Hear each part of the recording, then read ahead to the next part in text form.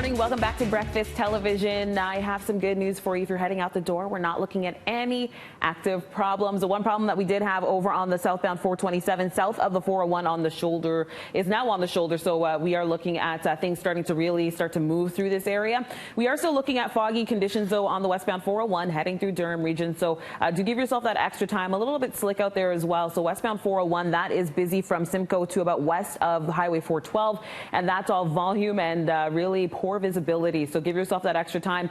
Once you get towards Scarborough, looks like things are slowing down on the westbound 401 from Morningside to Kennedy, alternately Express and Collectors, and then that is where it opens up. During the Canadian Cancer Society CIBC Run for the Cure, you don't have to run. You can walk, stroll, whatever you like. Just promise you'll be there on October 6th. Now, Frankie, over to you. Thanks, Steph. Okay, well, if you're going to go for a walk or stroll this morning, what you're going to notice is that jet streams allowed some warmer air towards the city of Toronto. Right now, we have a temperature of 20. We have 26 in St. Louis this morning.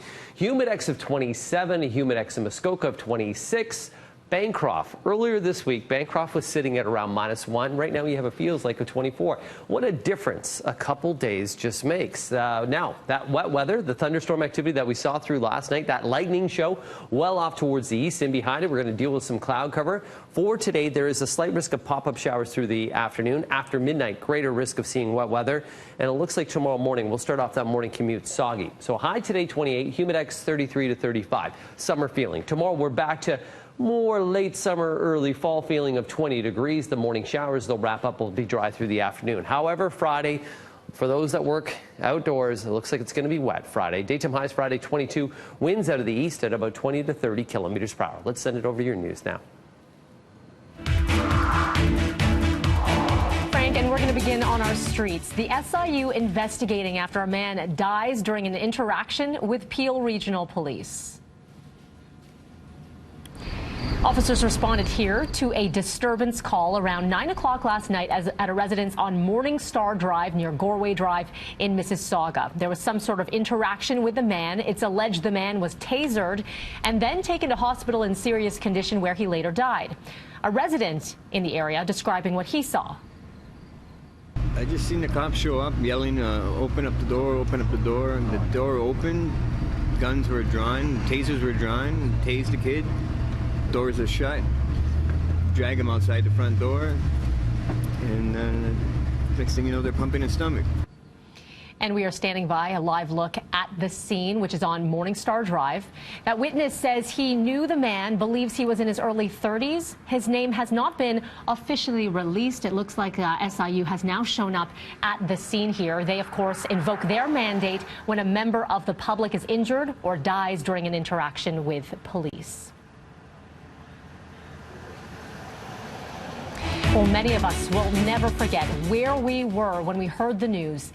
18 years ago today, nearly 3,000 people died in the 9/11 terror attacks. Hijacked planes crashing into the World Trade Center, sending plumes of smoke into the sky, ultimately collapsing the Twin Towers. 2 flights also crashing into the Pentagon and in Pennsylvania.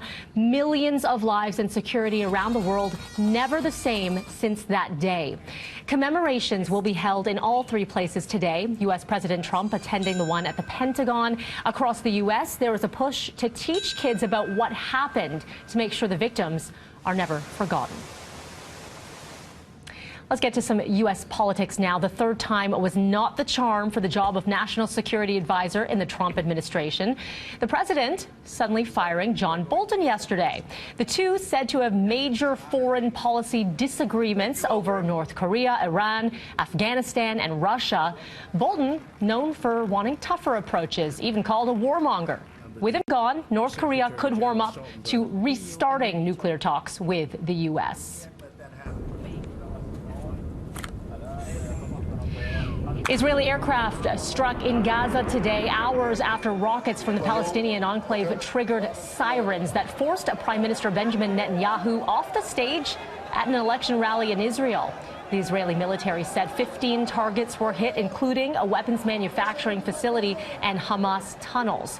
There were no immediate reports of casualties. Netanyahu was rushed to a shelter, but later returned to continue his speech. The PM says if he wins next week's election, he will annex the West Bank's Jordan Valley.